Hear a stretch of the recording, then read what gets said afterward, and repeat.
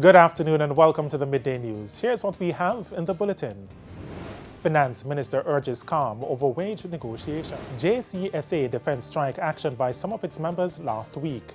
And later in sports, Jamaican club through to semifinals of CFU Club Amashane Masters, and here are the details. In a bid to prevent an economic unrest, Finance Minister Dr. Nigel Clarke is telling public sector employees to be patient and remain calm. The minister made the appeal in a national broadcast last night. Codian Barrett reports. The Jamaica Civil Service Association withdrew a notice which would see its more than 30,000 members strike on Monday. But there was still uncertainty over whether any other group would take strike action this week. Ahead of the work week, Finance Minister Dr. Nigel Clarke sought to pull on the heartstrings of public sector workers once more, reminding them that the country is moving forward economically. However, this much-needed economic recovery can easily be interrupted and reversed if services are disrupted due to industrial action.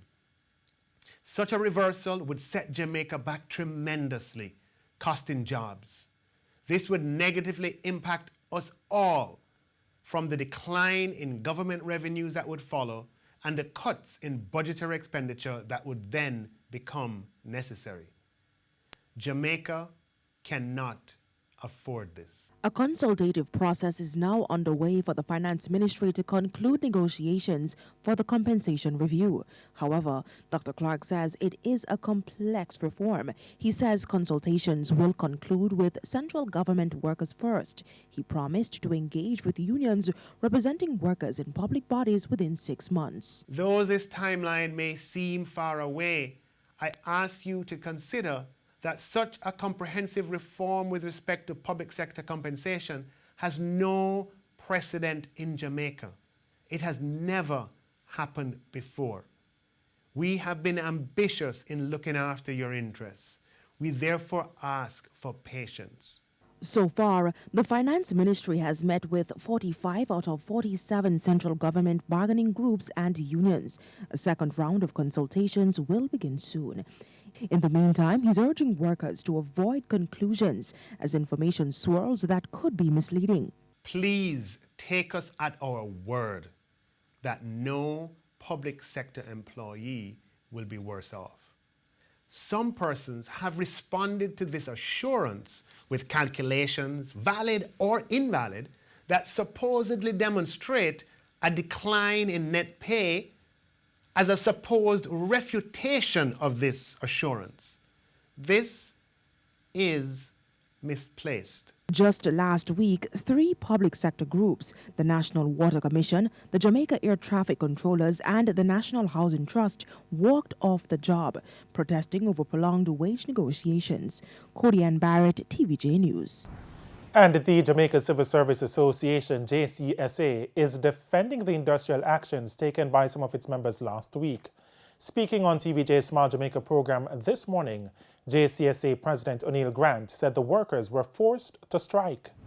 President of the Jamaica Civil Service Association, JCSA, O'Neill Grant, said the workers had exhausted all other options prior to taking industrial action. And the trade union leader will tell you that strike action is the last thing that they want, because it doesn't only damage the company or the entity that the action is being taken against, but the customers and the country will also be affected. But it is so dire for the employees and their livelihood and how they are going forward that they feel that they had no choice. However, Mr. Grant said, following dialogue with the Ministry of Finance, the JCSA has withdrawn a notice which would have seen its more than 30,000 members strike on Monday.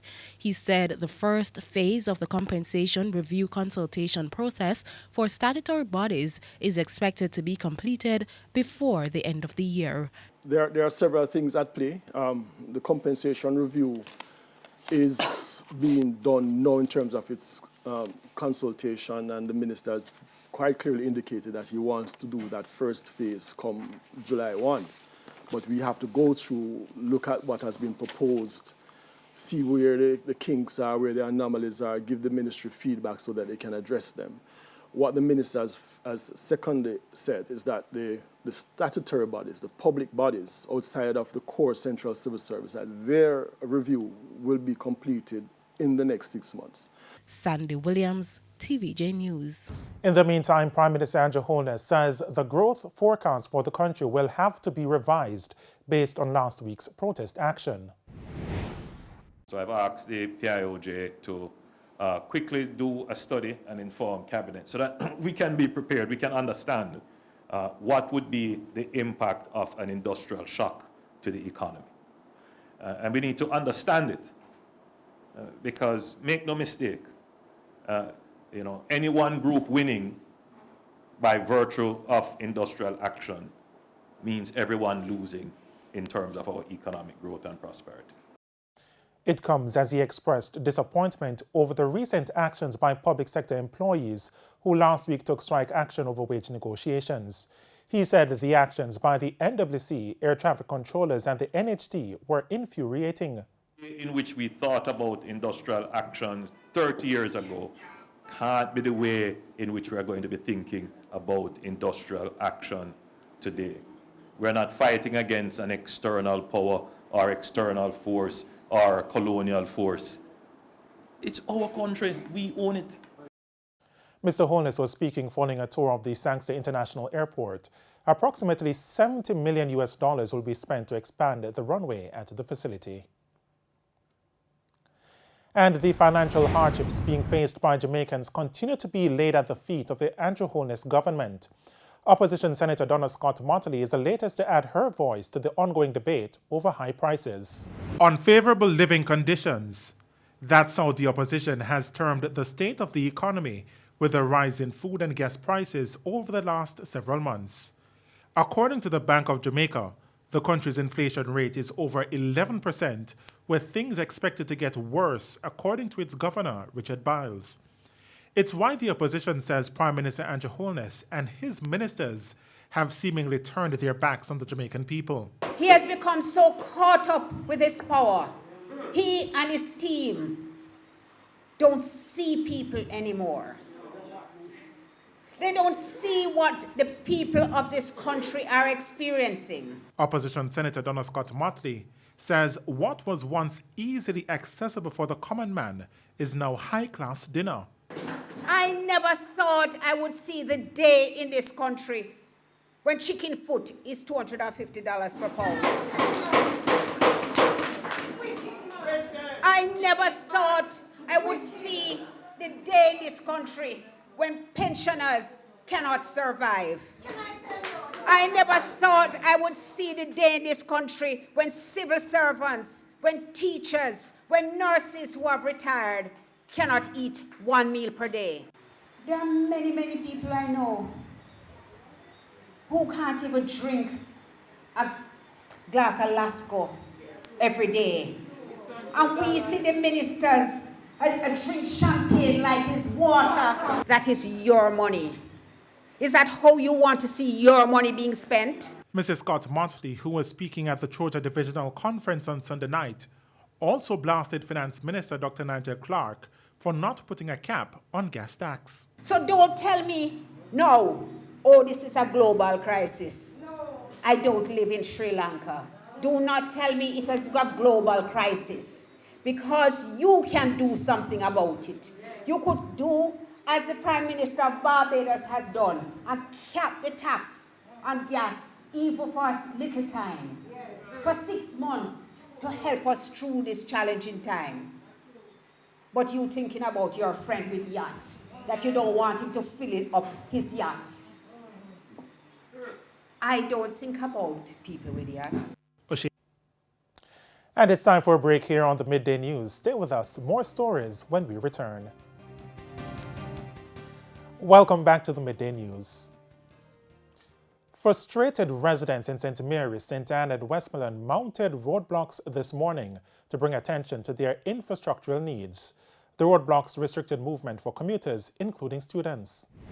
Scenes of the reality for scores of students in St. Mary as they tried getting to school this morning. And for persons on their way to work, things were no different.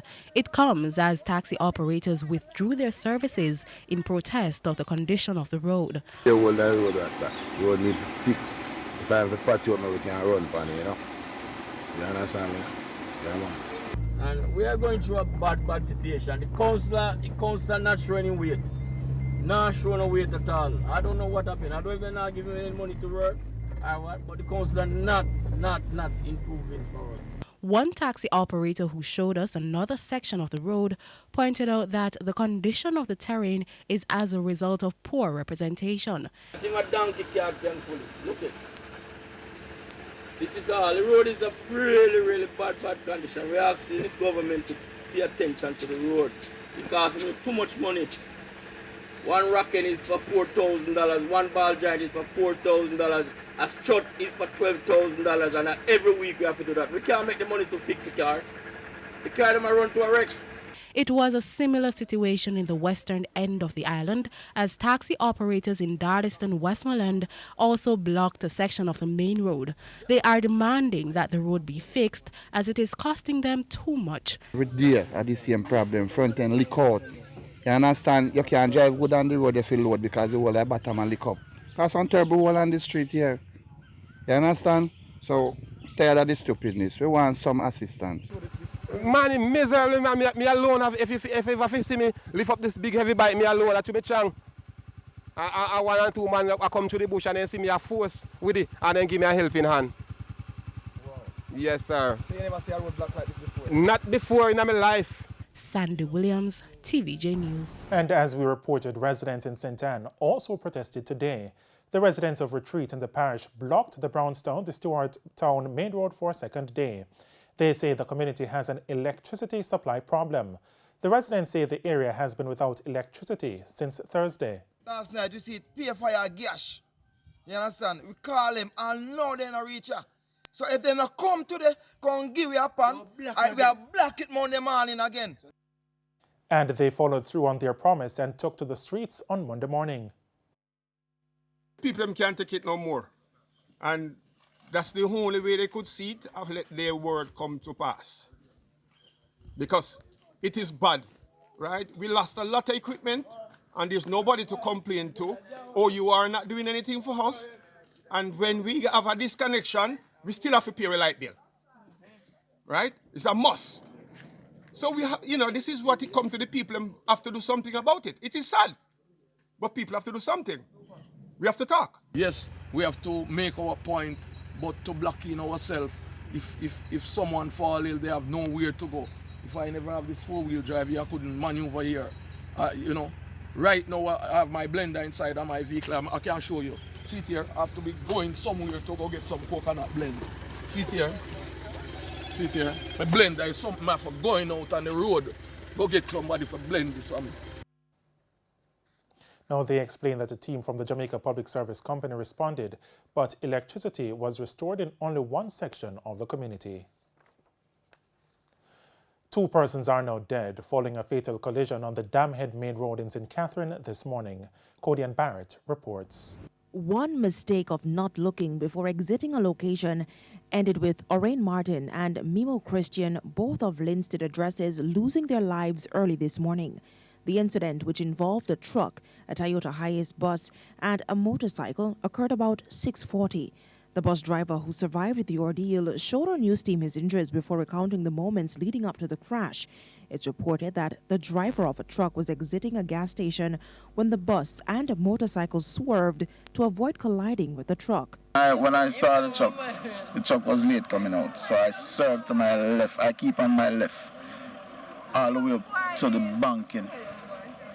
Then I saw this bike coming like about just a flashing speed. Which direction the bike was coming? Bike was coming from Linstead side. Yeah. Then all of a sudden I just see everything in my face. The windscreen shattered and everything. The bus get out of control, go on the other side, and that's it. The motorcycle crashed into the bus, seriously injuring the male driver and female pillion. The motorcyclist died at the scene and the woman died later at the Spanish Town Hospital. It's understood that the motorcyclist was wearing a helmet. Counselor for the Angels Division, Patricia Harris, is urging drivers to practice caution. Once you purchase gas at the gas station, look left, look right. Look left and look right again. That's what we teach children. Don't just drive out on people like that, because this is a sad moment for the biker and probably the pillion rider. It is really sad. And because of carelessness, it cost the life of a person, or probably 2 lives. So I'm beseeching. The police are trying to find the driver of the truck. Cody Ann Barrett, TVJ News. And for the latest in the economy, here's Cody Ann Barrett with the Business Minute. The Ministry of Agriculture and Fisheries will be partnering with the World University Service of Canada, WUSC, to increase female participation in the livestock industry. Portfolio Minister Pernell Charles Jr. said this will take place under the WUSC's Sustainable Agriculture in the Caribbean SAC project. The project aims to promote climate-resilient agriculture for equitable economic growth and increased economic prosperity of its target group, women and youth, in more sustainable agricultural markets in the Caribbean. And Jamaica is set to export more ganja for medicinal and therapeutic purposes this year. The Cannabis Licensing Authority, CLA, says of the 156 export authorizations issued since 2018, 107 were granted during the last financial year. The CLA says local cannabis export and import regulations are very close to being finalized, which will strengthen the legal cannabis trade between Jamaica and countries across the globe. And that's it for the Business Minute. I'm Cody Ann Barrett. And we head to a quick break. When we come back, Simon Preston will have your midday sports report. Welcome back. It's now time for Midday Sports. I'm Simon Preston. Waterhouse have advanced to the semi-finals of the Caribbean Club Championship with a game to spare after blanking Haitian club Arcahai 2-0 in the Dominican Republic on Sunday. Andre Moulton opened the scoring in the 23rd minute, while Tiveroy Gray doubled their advantage in the 79th minute. Waterhouse will end Group B on Tuesday against Atletico FC from the DR. Over in Group A, Cavalier fell 3-2 to Haitian club Violette. The defending JPL champions will be back in action on Tuesday in a must-win clash against Cibao FC. The winner of the Caribbean Club Championship will qualify for the 2023 CONCACAF Champions League, while the runners-up and the third-place team will head to the 2022 CONCACAF League. The fourth-place team will play off against Puerto Rican club Bayamon in a playoff for the last CONCACAF League place. Back locally now, as 5-time winners Tivoli Gardens will face Malines United in action from the Jamaica Premier League at the Anthony Spalding Sports Complex this evening. Tivoli are 7th in the table on 22 points, while Malines are 11th on 14. Kickoff is at 7:30. At 5 o'clock, Very United will battle Portmore United at the same venue. To North America we go now, as Reggae Boys defender Damian Lowe scored his first goal in Major League Soccer after netting for Inter Miami FC 2-2 against DC United over the weekend. The 29-year-old netted in the 45th minute to make the scoreline 2-0. The draw takes Inter Miami up to 13th in the Eastern Conference standings. Lowe signed a 2-year deal with Inter Miami in January. Across the Atlantic we go now, as Arsenal will be looking to return to the top 4 of the English Premier League as they face Newcastle United at St James's Park this afternoon. Arsenal are 5th in the table on 66 points, while Tottenham Hotspur are 4th on 68. Newcastle are 14th on 43. Kickoff is at 2 o'clock Jamaica time. EPL action continues on Tuesday as Southampton battles Liverpool. To the courts we go now, as 17-time winners the Boston Celtics eliminated defending champions the Milwaukee Bucks from the NBA playoffs after recording a 109-81 win in Game 7 of the Eastern Conference semi-finals on Sunday. Grant Williams led the way for the Celtics with 27 points and 6 rebounds. The Celtics will now face the Miami Heat in the Eastern Conference Finals. Over in the West, the Dallas Mavericks will face the Golden State Warriors in the Western Conference Finals after Dallas defeated the Phoenix Suns 123-90 in Game 7 of the Western Conference semifinals. The Heat will face the Celtics in Game 1 of the Eastern Conference Finals on Tuesday.